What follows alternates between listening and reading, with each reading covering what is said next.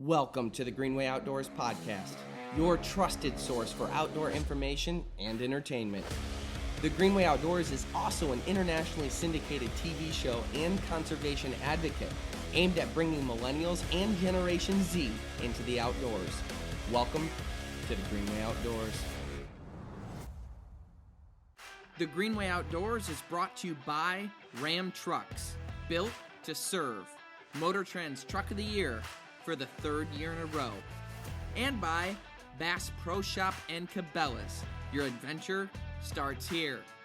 Tracker Boats, fish the finest, and by these other fine sponsors. Hello and welcome to episode 74 of the Greenway Outdoors Podcast. My name is Kyle Green. I'm AJ. I'm Jeff. I'm Ryan. And we have a special guest in our office today. Well, sort of. She's virtually in our office today in our studio, and that's Kendall Jones. So you probably have heard of her. If you have anything to do with the outdoor industry, or you have an Instagram or a Facebook, or even if you live under a rock and hunted once, you probably stumbled across her name. So Kendall, thank you for joining us. Thank you for having me. I'm excited to be here to chat with y'all and your audience. Awesome. So let's start out by giving everyone a rough overview of who you are, how people may have heard of you is going back to 2014. So I want to break into basically why people know who you are. So in 2014, that's when we had first heard about you. There was a bunch of pictures posted of you, I think on your personal Instagram, if that's correct. And it was you out lion. That is correct. It was you out lion hunting with your dad in Africa, and you had a successful hunt on a very old, mature, non-reproductive anymore lion that was on his way out and unable to keep up with his pack anymore. The perfect opportunity to raise funds for conservation. You can tell I'm on your side a little bit here. It was the perfect hunt, and it made sense in so many different ways, and yet you got so much backlash for it. I mean, when I say backlash too, people are like, oh, someone wrote a mean article. No, I'm talking New York Times. I'm talking TMZ. I'm talking everybody attacked her. She was on every news channel. You would have thought I can't even think of an example. You would have thought she did something way worse than hunted a dying lion. So, Kendall, can you tell us a little bit about your perspective on the events of that? Because I've always wanted to talk to you about it. I couldn't believe what was happening to you at the time. I thought more people should have stepped in to help you, but it did kind of give you a jumping off platform to where you are today. So let's paint the scene. You're I don't remember what year you were in college, but you're a Texas Tech cheerleader, and you're hunting with your dad, and you're pretty well known for that reason, and then bam, this all happens. Tell us what happened.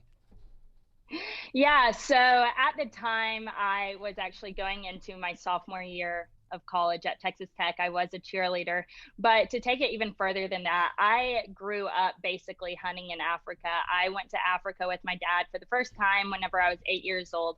I didn't actually hunt that time because I had never been hunting before, and I didn't know exactly how I felt about it or really what to even expect because I had never been. So I told my dad, like, I think I'm just going to sit this one out and watch you and see how it's done. And once I got over there, I absolutely fell in love with it. It was just an experience, and I still remember it because I wanted to hunt so bad whenever I got over there. And I was like, Dad, please let me hunt. And he was like, Kendall, you told me you didn't want to, so I didn't bring a gun that was small enough for you. And I was just absolutely devastated. I was like, Dad, you hold the gun, you look through the scope, I'll pull the trigger. And he was like, that is not how it works. And so I was super bummed about that. I was so bummed about it. And he was like, Kendall, I will bring you back to Africa and you can hunt that then. And I was like, okay, deal. Didn't let him live that down. He ended up taking me back over there where I was 13. And that's actually whenever I started hunting for the first time. I knew from whenever I was 8 years old that I was going to be able to go back. And so I was like, nope, holding out for my first time to hunt in Africa. I don't want to hunt anything else. And so that's kind of how I got started and where my passion of the outdoors really started was hunting in Africa. And since then, hunted in Africa, hunted back in the States, and then fast forward to 2014. I was 19 years old at the time, and my dad was like, I'm planning another trip to Africa. And I was like, yes, let's do it. And at the time, it was kind of whenever I feel like social media was kind of getting more popular among people. Like it was already like popular, but like more people were like kind of whenever influencers like started being born, and people, you could be able to follow people and things like that. And with the outdoor industry, the TV shows were a hot deal back that like it was like everyone was trying to start one. And so I had come up with the idea, me and my dad, and going over to Africa and hunting the seven, which are the seven deadliest animals in Africa. It, for those that don't know, it includes a leopard, lion, Cape buffalo, elephant, rhino, oh wait, I already said Cape buffalo, hippo, and crocodile. And but through that series, we were going to educate people on what conservation was and why people go over there and hunt those animals. And not only that, but what a big accomplishment it is as a hunter to be able to go and do that, because it's not an easy hunt by any means. Some of them may be easier than others, but at the end of the day, it's still a very dangerous hunt that you. And I went over there. I was over there for a month and a half, had very good hunts and very bad hunts. And once I shot the lion, whenever I was over there, I was actually in Zimbabwe for part of the time. And then I went down to South Africa. Well, whenever I was in Zimbabwe is whenever I posted the leopard photo. And that leopard photo, it was the end of June. I still remember this like it was yesterday. It was the end of June.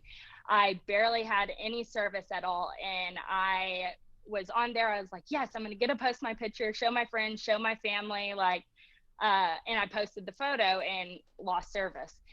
And so then a couple days later, I was getting like some texts and calls from, my friends and family. And they were like, geez, you're getting like a lot's going on. And I'm like, well, no, I can't sit. And my mom like called me and she was like, are you okay? And I'm like, I don't know what you're talking about. But at that point, it was the end of June, and it really wasn't, it was picking up speed, but it wasn't like boom yet. And yet, keyword there. But then I had gone and hunted the lion, and it was the lion photo that really just like set people over the edge, you know? Yeah. That photo is what like got shared so much, did, but not as much as the lion did. That's why people know me as the lion girl. And I'm like, that is just a small portion of my journey. But yes, the lion girl, Texas Tech cheerleader. That's what all the headlines were. Yep. And it was July 1st that it just went mayhem. And I was in South Africa at the time, so I had better service, and I saw what was going on, and I was like, Dad, look at this. Like, what is going on? And in the beginning, it was a ton of hate. It was literally probably 90% hate, 10% support. Like it just hadn't like really picked up within the hunting community yet. And to also say that the hunting community, they don't always understand what hunting exotic animals and hunting overseas and stuff is like. So it was kind of teetering on that end as well. And so, but I did have a lot of support that like came out of the woodworks and was like sticking up for me, especially like within my friends and family. Like not hardly any of my friends hunted, and they were like, I don't even understand it, but like, I'm supporting you. Like, we love you, we know who you are, like, we're gonna support you. And then I get home, and that's kind of like whenever I see all the headlines, whenever I see all the news segments, whenever I'm watching the news at night and then my face pops up, I'm like, oh my gosh, this is real life. And I went from like during that time, and it was July 1st, I believe, maybe it was like once I got home, so a little later in July, I went from 50,000 followers on Facebook to 150,000 followers literally overnight. I went to bed with 50,000, Wow. woke up with 150,000. And for the next couple months, it just started growing and growing and growing. And again, at the beginning, it was a lot of hate, like 90% hate, 10% support. But throughout the years and where I am now, it has completely changed. I would say it's even 95% support and then 5% hate. I mean, you still get those people that like to bring up the past and just kind of blow up for a second, but then it dies out pretty quickly. Yeah, a couple points I wanna talk about is one, I want to dive into. You said that the goal of those 7 hunts was to also educate on the conservation of them, but as you know, that message kind of got squashed a little bit, because the whole point is people have this misconception that, like, if you go to a lake and you catch a fish, there's one less fish in the lake. They never do the track record of the fact that you bought a fishing license, which pays for the DNR, which pays for the reintroduction of fish, which is why the fish are there in the first place. That by buying your fishing license, there's actually more fish. So by taking one, it kind of, that whole message gets lost in there. The country of Botswana, you're probably very familiar too. I believe it was the year 2000. I could be wrong on the year, but I believe the year 2000, there was a booming lion population there, and the entire country is broken up into 2 parts. 3/4 of it is agriculture and not agriculture, but cattle farms, and they supply all of the UK with their cattle and beef. And that's like the entire economy. Okay, so 1/4 of it is the beef cattle farms. 3/4 of it is refuge, where there's no hunting allowed whatsoever. So people would pay incredible amounts of money, and that I can't imagine what that big 7 hunt costs, and we'll get into that too. But they pay incredible amounts of money to go there to harvest these lions, and there were some that were sold upwards of $1 million. So what was happening though is the lion herds that were around the quarter of the country that was all cattle farms would get in and kill a lot of cattle, but there was an agreement worked out between the farmers that they wouldn't kill those lions because people would pay tons of money to come there and kill those lions, and the farmer would be reimbursed and also receive quite a bit of money from it. Well, what happened was, I think it was 2007, the years, it's going to be right around 2007, they PETA won and they banned lion hunting. So then what we had was they got rid of lion hunting, so all the lions that were surrounding around those farms were still killing the cattle. But now the farmers weren't receiving a massive amount of money to not kill the lions, and now their cattle are being killed too. So they not only lost the money for the first part, now they're losing the money overall. They're also losing the money on the cattle more severely because nothing's there to stop it. And this is just a unique situation, a unique example, but it's always the same story. So then, because of that, these people can't make a living because all their cattle are being killed. People can be injured and hurt on top of that, not just the cattle. So they go to the government and they say, we can't make a living. We lost all this money. You took this away. So then they issue kill permits. So then what would happen is the people would kill the lions that were surrounding their property then to stop them. But once that pride was gone that was surrounding there, other prides would move in. They had to issue more kill tags because you have to stop the lions from killing all the cattle or all these people will die and the economy will completely disappear.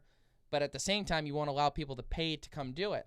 So then more herds, more prides came in, more prides came in, more prides come in, and they had to keep killing them because they were killing all of their cattle.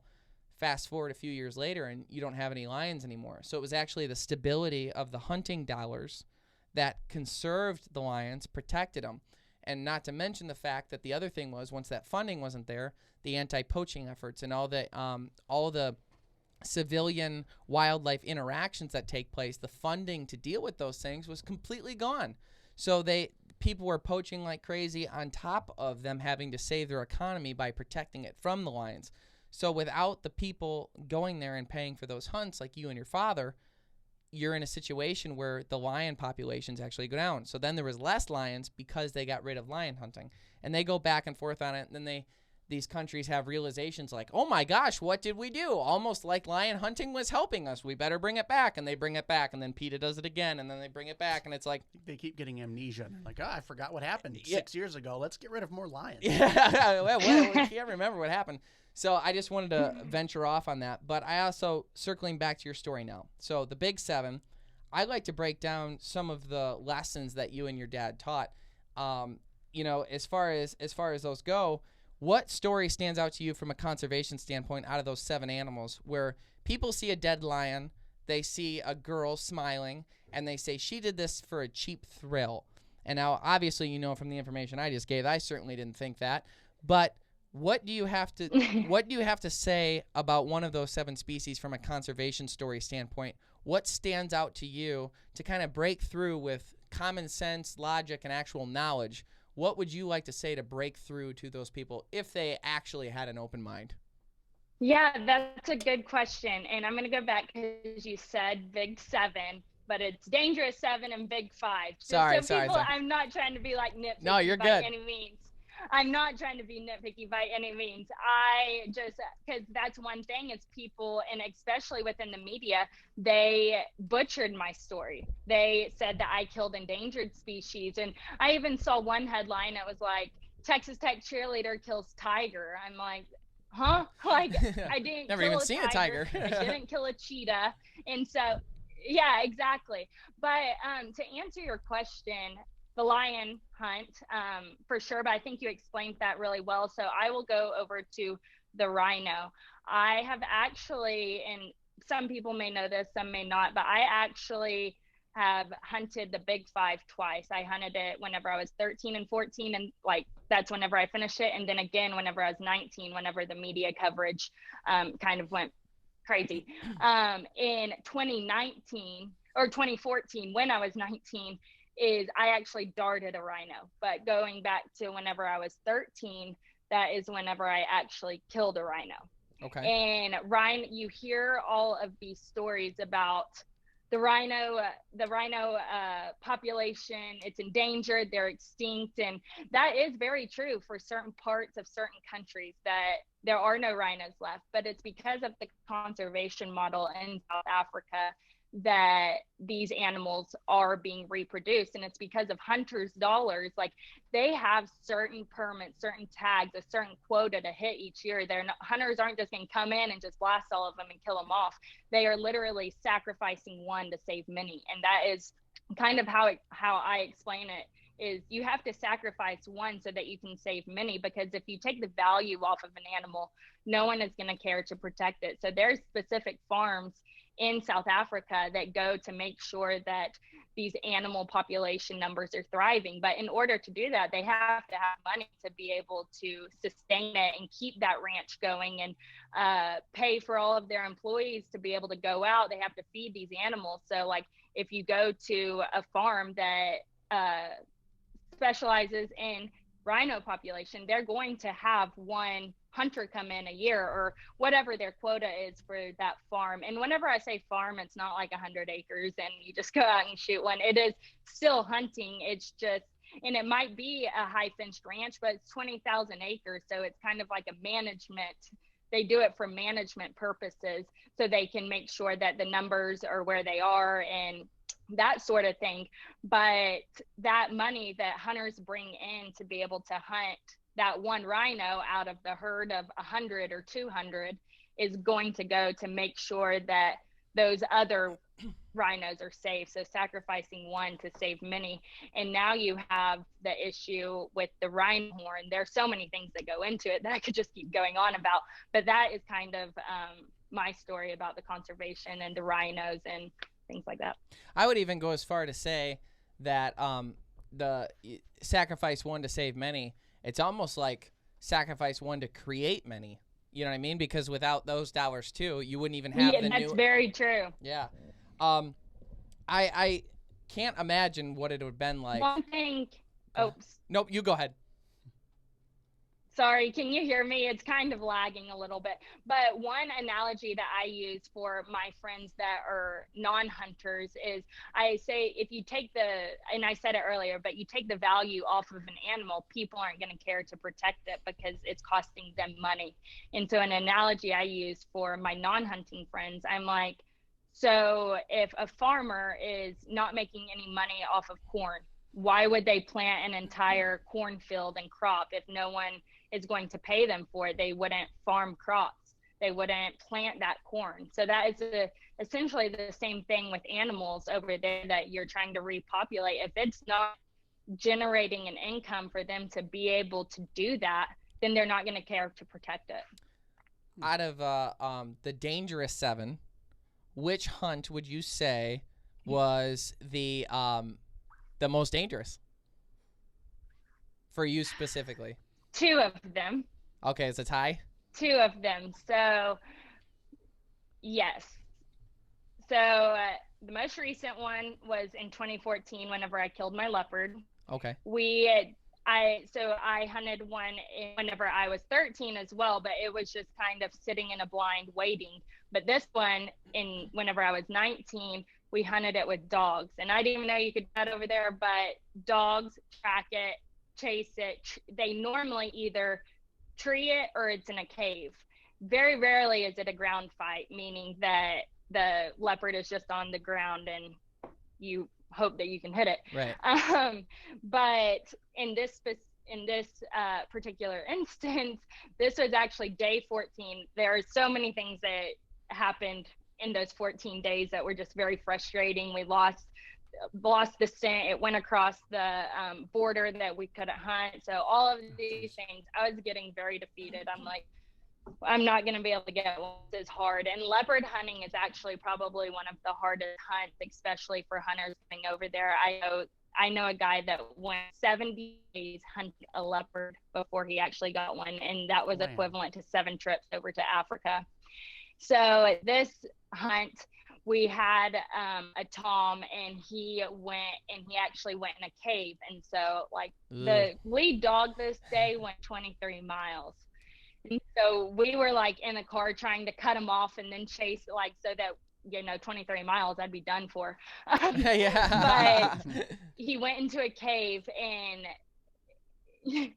we went into a cave, and I get there at the bottom. It was like a hill, and I was at the bottom of it, and I'm over there out of breath. I'm like, oh my gosh. And they're like, hurry, get ready, he's about to come out. And I'm have my gun on my back, and I'm like, yep, not ready, not even not even a little.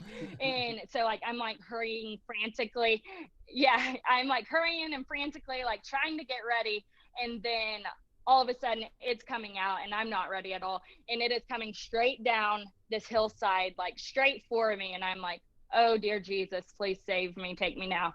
And so but thankfully he veered off right before halfway down and went into this field, and this field had grass that was 5 foot tall, and so my eyes can just barely see over it, and all I see is this grass moving. Oh, and I don't know if it's the dog or if it's the leopard, and I'm like, oh my gosh. We have camera guys with us too, and I'm like, stay back. And so I get there, I get set up, and he's like, shoot it, he's about to charge. And I'm like, what? I don't even see this leopard at all. And he's like, it's right there by the bush. And at that moment, literally the only thing I saw was a circle of leopard. And I'm like, I don't know if it's in the shoulder, if it's in the butt, I don't know what it is. All I see is a 5-inch radius of leopard. And I'm like, I'm doing it. And so I shot, and it ended up being just a little bit behind the shoulder. Nice. And he was like, shoot again. I'm like, I definitely don't see it now. And so I'm like, you put a backup shot in it, because he had a good backup shot. And he did a shot, and then I was able to get closer, and it took one more shot. But oh my gosh, it was my heart rate's up just talking about it, because the guide, the PH is what they call him over there, he was like, his ears are back and his tail is tucked, he's coming. And so whenever a cat's ears are back and its tail is tucked, that means he's about to come. And in the middle of all this, I have dogs around too, and I'm like, oh, I was so stressed, but afterwards I was like, hallelujah. We did it. And then all of the trackers and everyone around were doing their ritual. And they were dancing and singing and doing their thing. And it was a really cool experience. Trust isn't built in a day. It's built over time. The early hours and the late nights. It's built by doing the work and pushing the limits every day. Because the promises we make are the promises we were built to keep.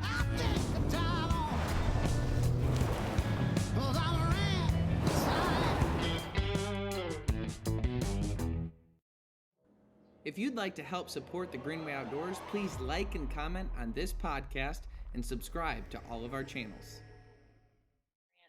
So, one of the first things I'm sure you hear when you post something or you talk about something like that is, well, what did you do with it? Because that's like, almost like they try and get you with the I gotcha. So what happened to the leopard? I was about to, before you even finish your question, I was going to say, did you eat it? Yeah. Because that is the number one question, And whenever, like, you can't bring back the meat that from Africa.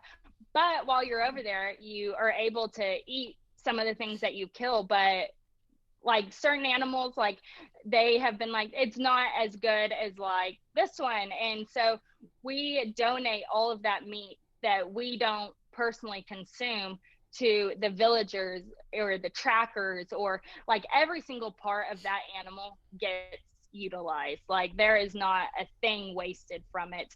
And the reality of it is people do eat lion, people do eat leopard, people do eat elephant. I have seen it firsthand. And I haven't tried any of the big game, dangerous game, because we donated all of that, but I have tried zebra, and zebra is actually very good. We had a zebra steak over there one time, and they were just like, steak night. And so I'm eating it. And then afterwards they were like, that was a zebra. And I was like, what? I was like, that was so good. Yeah. And so like I've tried a ton of the plains game over there, and it's some very good eating. And one thing is, just because we don't do it over here in the United States, like, yeah, we aren't going to eat lion and we aren't going to eat elephant over here. We don't have that to eat. But people in other countries, they do. And they cherish that. And that meat from hunters is some of the only meat that they're going to get the entire year. So we provide that meat for them. And one really cool thing that I literally witnessed was whenever I shot my elephant, we had shot it just before sundown. And so we were like, we're going to leave it here overnight, come back the next morning and start skinning it and doing the whole thing. And the guide that I was with had contacted the local chief of the village. Like whenever I say like village, it's not like a neighborhood. It's like mud huts, no electricity, no running water. Like it's literally a very, very third world country over there. And he had contacted the local chief and was like, hey, we got this. Will y'all come help tomorrow? We showed up the next morning to 300 villagers there, just absolutely eager, like so excited that they were going to get this elephant meat. And they were skinning it. Like, I guess they had, I couldn't understand them, but from what I saw, it's like they had teams, like this is your job to skin this part, your job's to get the meat out. And then the mothers and the children were around, like with their bags, like literally potato sacks, ready to get their share. And how they were doing it is they were like cutting this meat out and literally throwing it on the ground in a pile in dirt and all the things. And they, I guess afterwards, they were going to like hand it out. Well, I guess at some point, someone tried to sneak a little piece into their potato sack, and World War III was about to go down. They started going absolutely crazy trying to get to this meat just to put it in their sack. Like they were literally fighting over this meat. And I also witnessed someone cut the tongue out of the elephant to take it back. So there is nothing left of these animals. I assume that's gotta be a big tongue. Yeah, that'd be like, that would be. Oh no, it was huge. It's like the size of my head and some. Yeah, it's like you throw that over your shoulder on your way out. It's something about elephant hunting too, and I actually haven't been to Africa yet, and I do plan on it. We were supposed to go to Africa in 2020, so you can imagine why we didn't. But me too. Yeah. Yeah, you can imagine why we didn't, obviously with COVID and everything. But with the elephant hunting is elephants, as well as giraffes and stuff like that, can wipe out crop fields, can wipe out people's food like nothing.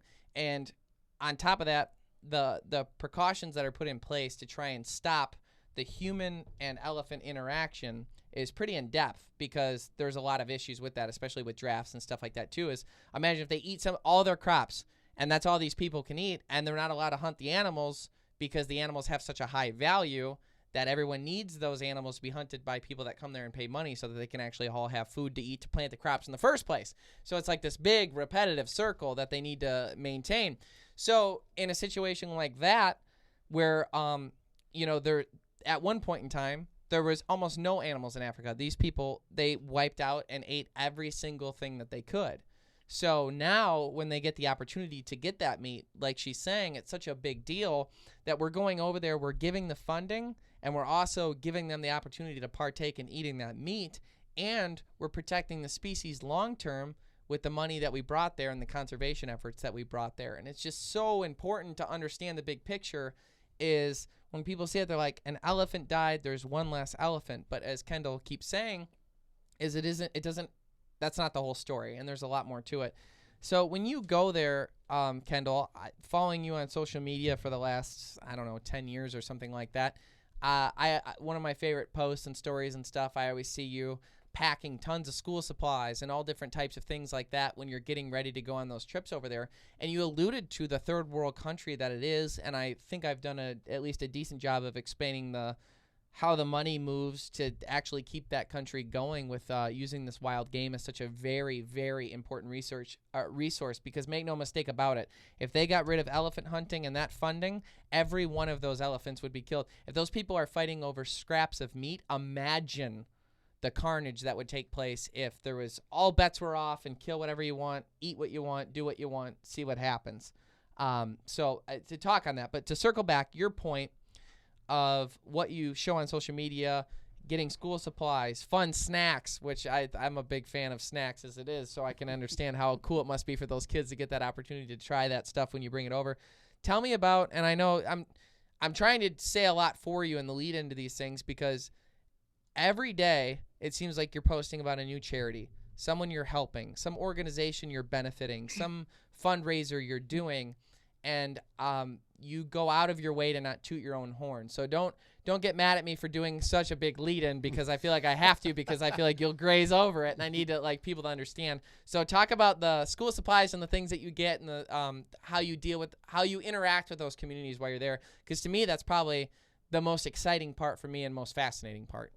Well, thank you. And I genuinely appreciate that, because I have so much fun doing it. And I really don't like being like, oh, look at what I'm doing. But I have so much fun doing these fundraisers and giving back. Like, that's what makes me so happy, is seeing other people happy, especially ones that aren't able to do it. I know, there is not a doubt in my mind, I know that I was very fortunate growing up. And that's one of the things that I really don't like people saying, is like, oh, daddy's money, blah, blah, blah. Yes, my dad was very successful. Why hate him for that? He worked hard to give me the life that he wanted to give me. But I don't take that for granted at all. Like, I saw the hard work that my parents put in growing up, and I know that nothing comes free, nothing comes easy. You have to work for it. But I also know that there's other people out there that aren't as fortunate as that, and I do want to help them, and I do want to help them find a purpose and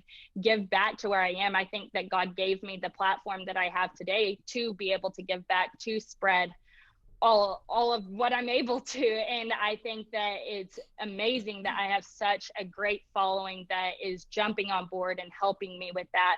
But how the school supplies in Africa is where I will start specifically, is whenever I was 8 years old, we went over to Zimbabwe. And before, I didn't take any school supplies, I didn't take anything. I didn't even know what to expect. I literally thought that we were going to be landing in the desert, and I was going to get off the airplane and there was going to be like lions and elephant roaming around. Like, I had no idea what to expect. I didn't think that there would actually be infrastructure and like roads and stuff. So like, no idea what I was getting into. And so whenever I went over there, right before we left, my parents took me to a school, and I think that they knew why they were taking me, just so that I could see how fortunate I was to be able to live in America and go to a school that had air conditioning and go to a school that had floors and actual paper to write on. And I think that's something that really did change my life forever, just experiencing that for the first time, to see that like not everyone is as fortunate as you and as fortunate as Americans. And right before we went, I remember I personally packed a bunch of snacks before I went, like a suitcase full of snacks, because I'm like, I don't know what food we got going on over there. So I'm going to pack me some Slim Jims and some Pop-Tarts and some candy, like just to make sure I don't starve. And like those little orange slices, like, like the little orange slices. Yeah, like the Some ones of that are those had covered gone in over there with me. like the sprinkled sugar on top. Yeah. Yeah, yes. Yeah, just like the gummy sprinkled sugar. Yeah. So some of those I had left over. And so we went to this school, and it literally looked like an empty, abandoned house, basically. And they had like tires outside that would be like their playground. And we walk in, no air conditioning, dirt floors, like literally just rows of benches and like a chalkboard. And these people were like so excited. They were like, Americans. Like, I don't think they had like ever seen an American before, and especially one with red hair. I'm sure they didn't, because I had red hair, or I do have red hair. I just dye it blonde. Yeah. And so whenever I was little, they're like, what is this little white redheaded girl doing in my school right now? And so I lined up, or they were like sitting in their rows, and I went out and handed just one of my candies to each of them. And it was Christmas for them. And I still remember there was this little boy, and he was like sitting in like one of the first 2 or 3 seats. And I like get to the end of the row. Well, he tried to get up and sneak to like the 3rd row so he would get another one. And me and my mom just so tickled by that, and just it was insane. And then they showed us the rest of the school, because they had like the indoor part, and then they kind of had an outdoor part, like just an awning maybe. And then they took us over to the soccer fields, and they were explaining to us, yes, they have been working on building these soccer fields themselves, getting in, I mean, it was literally like a field. It didn't look like a soccer field at all. Yeah. And they like, were I don't think this is what it's supposed to look like. Make goals and stuff. Yeah, I think you're doing it wrong.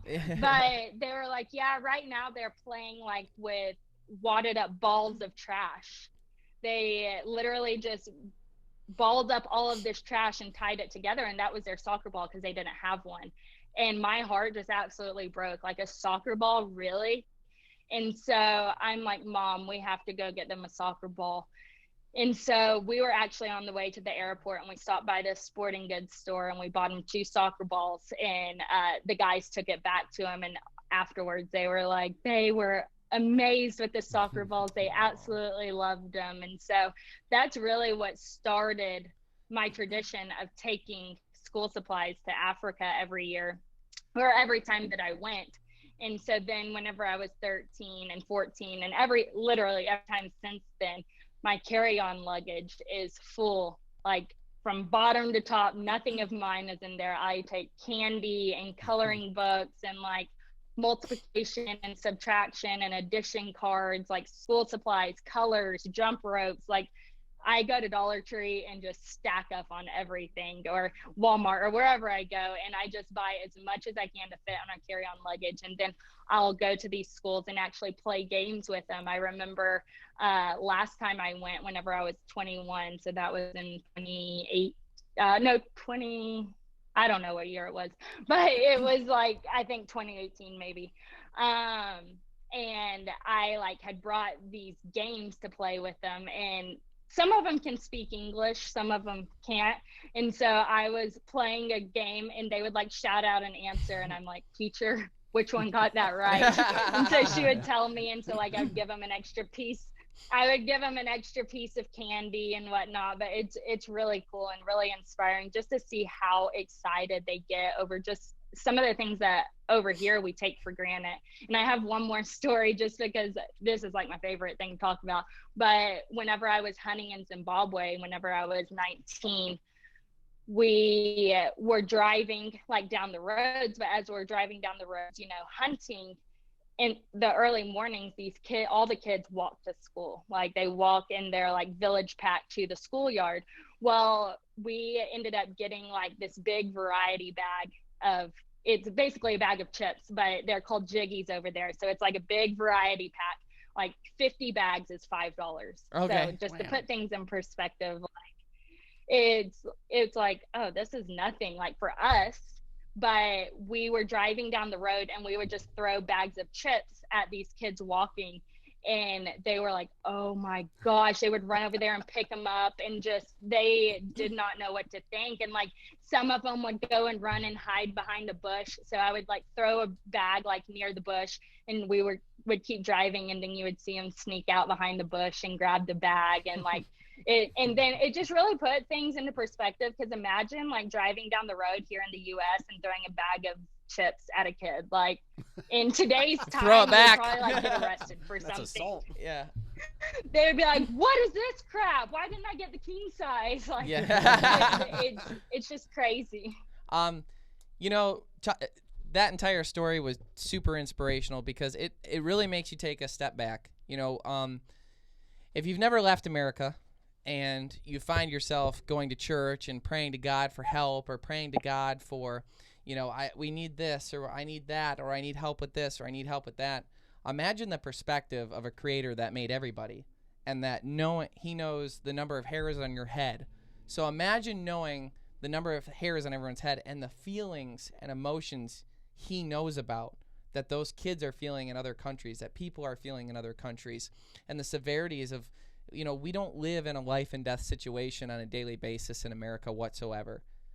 In other countries, they live on a life and death situation on a daily basis, where this could happen and I could die on any given day, with exception to maybe Chicago at this point. But yeah, it's just, so that being said, imagine the creator saying, okay, you know, you need perspective. You need to understand that. And to have somebody talk the way that you do, being young and growing up in a situation like you had mentioned, people saying daddy's money in situations like that, but recognizing the hard work. But what I found possibly most interesting about your story is that at 8 years old, you're giving definitive facts about specific events that happened to you at 8 years old. Okay? I have a 6-year-old niece, and I have a 9-year-old niece, and I often wonder what perspective they'll have over certain events that they're dealing with right now. And I also think back to what I can remember from when I was 8 years old. And I have a couple very unique, specific things that I could probably give you in great detail. But you're able to remember a kid's face and the emotion you felt, and the perspective that you gained at 8 years old, that you were worried about a soccer ball, which says a lot about your true core character as a young girl. But at the same point, imagine that entire perspective of all of those kids seeing someone come over and giving that kindness and giving that glimpse into goodness and the world and what else is out there, and just their perspective. But at 8 years old, you're able to process that information. You haven't forgotten it. So you're giving specific details this many years later. I won't age you because you're never supposed to do that with a girl, but this many years later, you still remember those specific events, and they've shaped who you are, which tells, like, from a parenting perspective, Joe Rogan was talking about it the other day, where he's like, man, all the people I know that had, like, messed up childhoods are, like, the coolest people, and I want my kids to be cool people, but I don't want them to have messed up childhoods. You know what I mean? And imagine that your dad clearly had the right game plan when he raised you, that he was able to take you, give you these situations. And my dad also got me into hunting and fishing and learning how to be a Christian. I have two amazing parents, and you and I were growing up about the same time, so we kind of experienced the same things. We're the kids that were before social media and also during social media. We're the ones that cable TV was a big deal. But then, you know, we also understand streaming and everything else too. We had a grade 8 or a favorite 8 or whatever on MySpace. You know, we you and I kind of experienced Top 8. Top 8. See, it's the numbers. You got to keep me in check, Kendall, because I'll say Dangerous 7, or I'll mix up this or that. So you just keep me in check on the numbers, will you? But we're the generation that knows cell phones with buttons and without buttons. That's right. Yeah. We know. And cars that needed keys but also don't need keys. That is right. And my dad brought me up very similar to how your dad did, with good discipline and an understanding of the Christian faith, as well as getting me into hunting and fishing and the outdoors. My dad was also an entrepreneur and taught me a lot about what I know today, and I'm very, very grateful for it. Now, your dad was an incredible human being, and I say was because, unfortunately, he did pass away at a young age.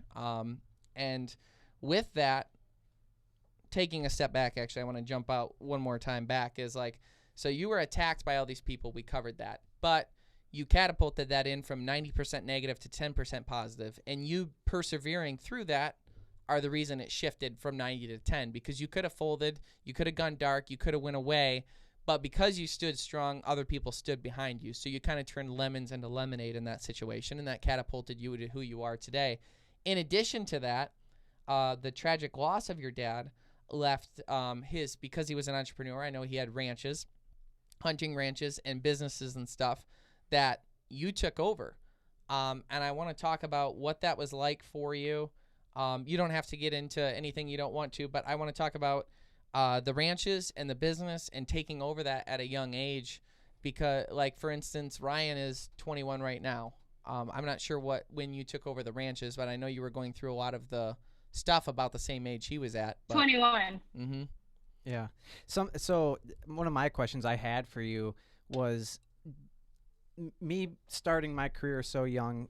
Obviously, you did it to a much bigger degree, but I found myself growing up quicker than many of my peers and a lot of the people I went to school with, and I was just put into a position where there was no more time to be like a kid, in a sense, that you had to operate at like maximum capacity.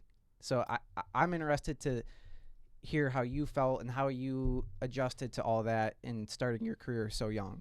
For sure. I would say it even leads back to like my childhood. My parents had me at a young age. They had me in their early 20s, so not like super young, but still young. They were still trying to navigate their career at the time, and they would take me to work with them. I would literally see them working. I would go with them to work, and it also led into sports, like where I was always with the older age group, because my dad was like, if you're going to do cheerleading, then you're going to be the best dang thing at it, and we're signing you up for private. So I would excel more than other kids in my age group. And I don't say that to like, toot my own horn, but like, so I would always be with that older age group. So I feel like I did grow up a lot faster, even from a young age.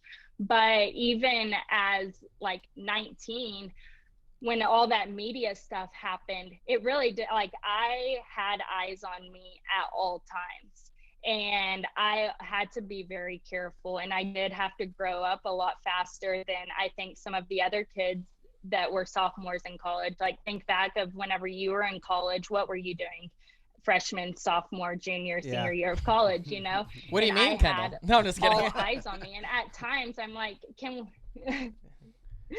and I'm like, yes, I have a platform, but I genuinely don't think it changed me at all. Like, I'm still the same person I was, if not a better person than I was in high school. Like, I'm the same old Kendall. And like, I think my friends can attest to that and say, like, because they even say to me, they're like, it is so weird that people know you. And I'm like, I know, like if we're out and someone asks to come take a picture, they're like, oh my gosh, again, like, it's just Kendall. Like, I'm like, I know, but y'all chill.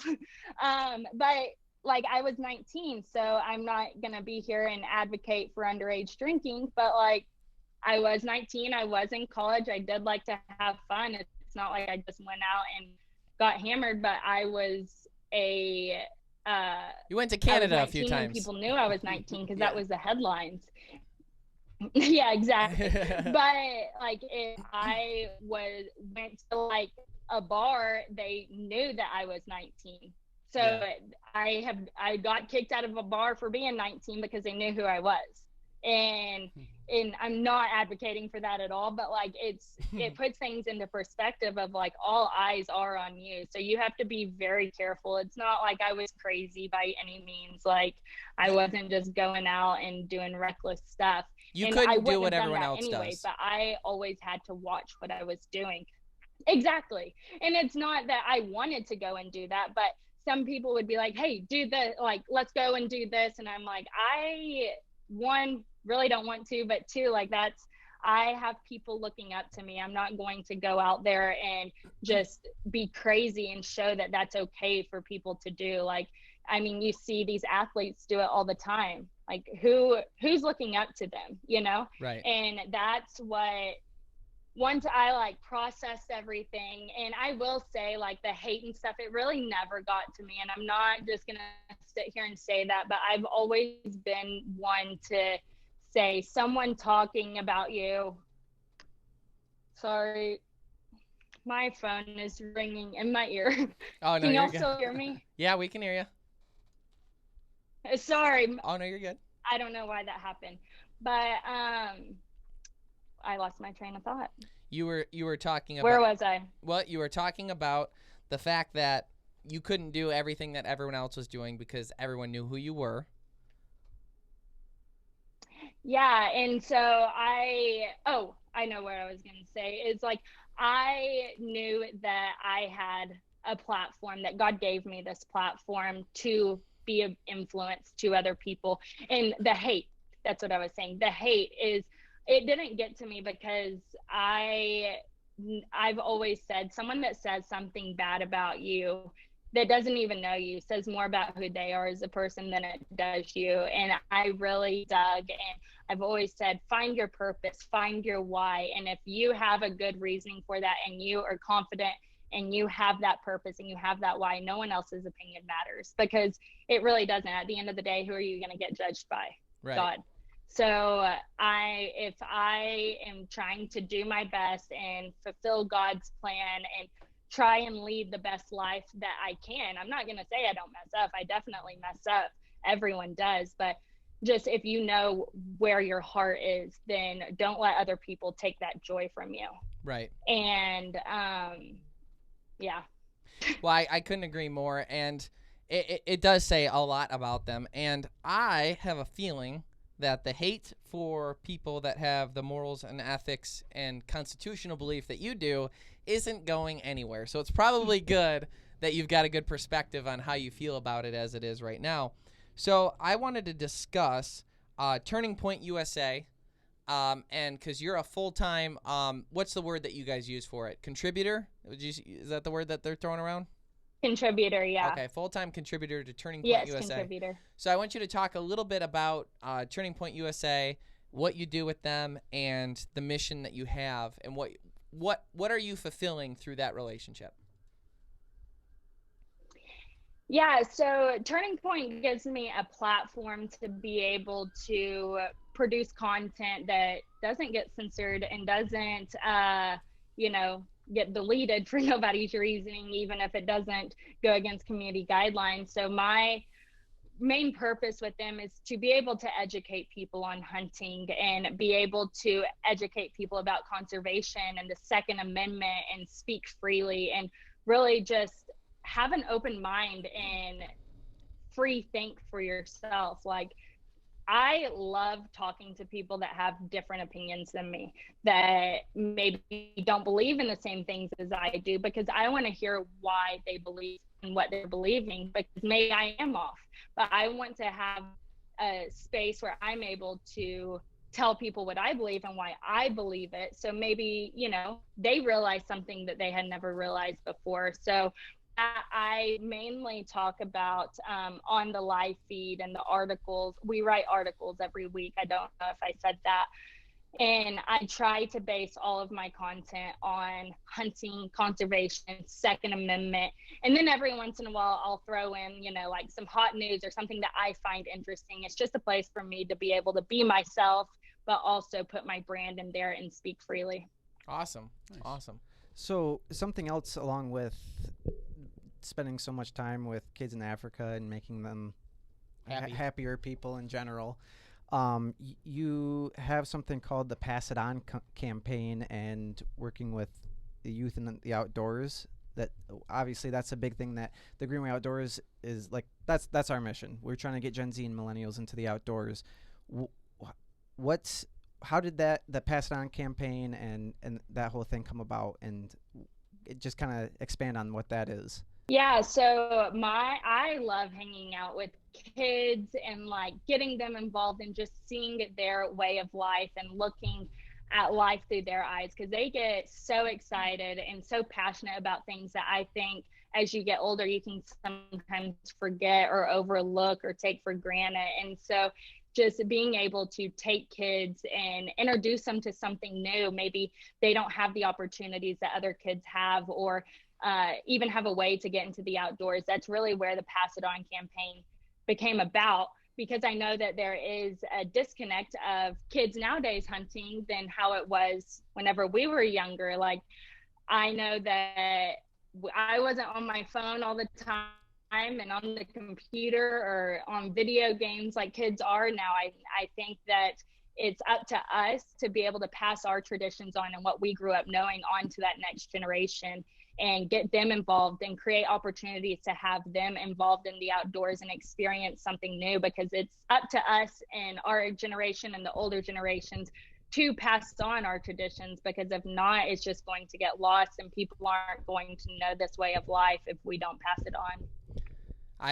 So the whole thing with the Pass It On campaign is to create opportunities to take kids outdoors. And through that, I'm coming out with a line of merch that should be dropping this week, that a portion of that proceeds is going to go to creating these opportunities and paying for these trips to have these kids come along and go on hunting trips. And I did one back in September, but not through the campaign, but it was leading up to the campaign. We just did it because we wanted to, and 10-point crossbows actually helped and contributed to make it possible. And so it's great to have partners like that are able to back your mission and be able to support you with that. And I did an essay contest for kids ages 13 through 17 to be able to come on an all-inclusive paid hunt in West Texas at the Hargrove Ranch, where I have hunted the past couple of years. And they were all on board about it. They're like, get a kid out here. Like, we are all about it. And so I was like, how am I going to pick someone? So we came up with the essay contest, which, oh my goodness, reading essays, didn't realize I was going to be signing up to be an English teacher for a month. But Get your red pen I ready. read over 100, exactly. I read over 100 essays from kids that had such a passion for the outdoors and that were so excited and just thankful for the opportunity to even get to enter something like this. And you can see that there's so much excitement and eager, and like I read stories that they don't have as many opportunities, or they have this obstacle that's keeping them from getting outdoors, or just amazing stories and like lessons they learned and why they love hunting so much. And it was honestly one of the hardest decisions to make, to pick just one person out of all of those essays. And so that is one of the reasons I am so excited about this campaign launching and this merch launching, because with that, it's going to be able to create more opportunities and more hunts and more trips like this, so that I can pick more than just one person next time, because I would have loved to be able to take all of those kids, because their stories inspired me. Sure. If as far as the actual hunt that's going to take place, number one, I want to ask you, what is the website that people will be able to go buy the merchandise? It is thekendalljones.com. thekendalljones.com, and that's probably on the screen right now if you're watching this. If you're listening to this podcast on iTunes or Google Play or Spotify, you can watch it on YouTube and Carbon TV, so don't forget that. But thekendalljones.com to check out the merchandise to benefit this. So what is the hunt that you're going to be going on with the is it a young boy or lady that won? It's a young girl. I believe she's 14. I looked at so many ages, so I want to say she's 14, but she's from Pennsylvania. She lives with her aunt, and she wrote out a huge lesson she had learned about going hunting and being in the outdoors. Her aunt and grandpa are the ones who have taught her really about hunting, and her aunt gives up so much time of her personal hunting to be able to take, her name's Madison. And she was telling me about this time where she was in the woods. She was about to get her very first buck, and she didn't click the safety off. And she was devastated. And Been there. still to this day, she hasn't got a buck. And so she told me what a valuable lesson it was. And I could just tell through her essay that she was eager to learn, and she has overcome obstacles, and it doesn't get defeated by, accidents do happen. And so she's coming out with me this weekend, actually, to West Texas to go on a whitetail hunt. And 10 Point Crossbows actually sent her a bow to hunt with and to take home. Nice. Oh, wow. She's excited, and I'm just, yeah. So you taking this young lady out has me thinking about something that with hunting and fishing, it tends to be, when people think of it, it tends to be more of a man sport. I think everyone who's really in the outdoor industry sees that as an issue, where we're trying to get young ladies involved in these and breaking like that social standard. What approach have you taken to, obviously you being a young lady helps, but what approach have you taken specifically to helping girls get involved in the industry and breaking kind of like that social standard of only men being involved? How'd you knock down those walls? Yeah. I honestly don't think that I ever had the walls personally, because growing up, I was an only child. So I was basically my dad's little boy and my mom's little girl. And to add on to that, I was also a cheerleader, but I wasn't scared to get out there and go hunting and get dirty. But I think because that's just always been who I was. Like, I would go out and do boy things with my dad. Like, I could throw a football like it was nobody's business. So I was his little boy. But I was also my mom's little girl who got her hair done, who got her nails done, who was all frilly, makeup to the max. And so I think just transforming those two worlds together, like, if I go hunting, I wear makeup. Sorry about ya. You can hate on it if you want to hate on it, but I promise I can still kill a big buck and have makeup on. So I think it's more of a personal issue with the guys that hate on it. I'm like, mind your own business. As long as I'm in the truck or if I'm in the stand ready to go, let me do my thing.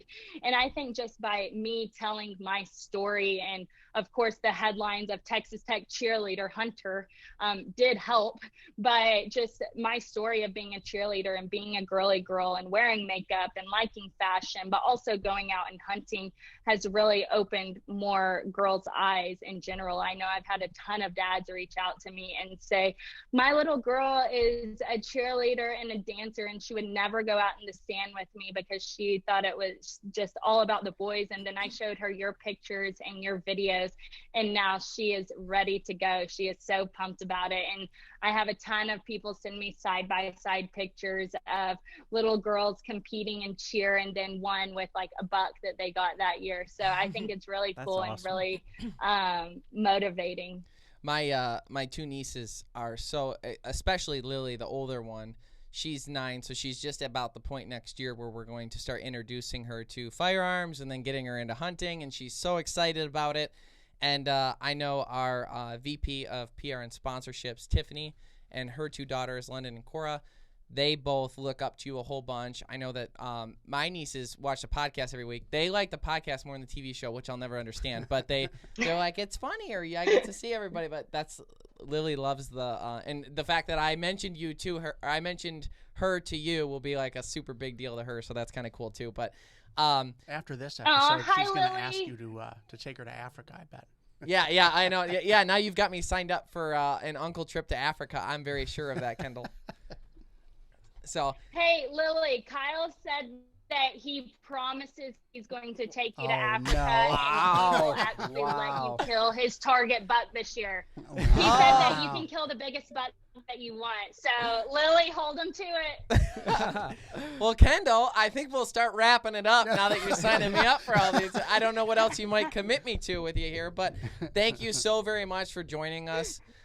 It was a blast. The outdoors is better for having you, and this podcast was better for having you as well. Thank you so very much for coming on. We really appreciate it.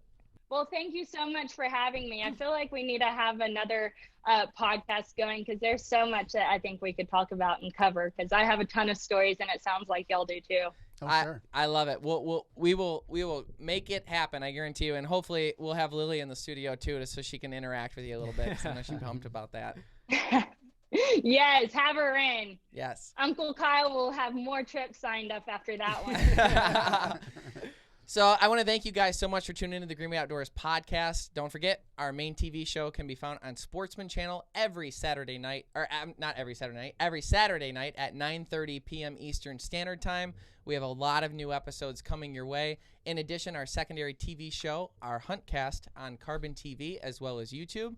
Our weekly podcast you can find right here. Again, if you're listening to it, go check out our YouTube channel or Carbon TV so that you can actually watch it. And it's not just our ugly faces. You get to also see Kendall this week, so it's worthwhile to actually watch this one as opposed to just listening to it. Don't forget to check out thekendalljones.com so that you can pick up some of that merchandise to help what she's doing. Thanks so much for tuning in. Stay green.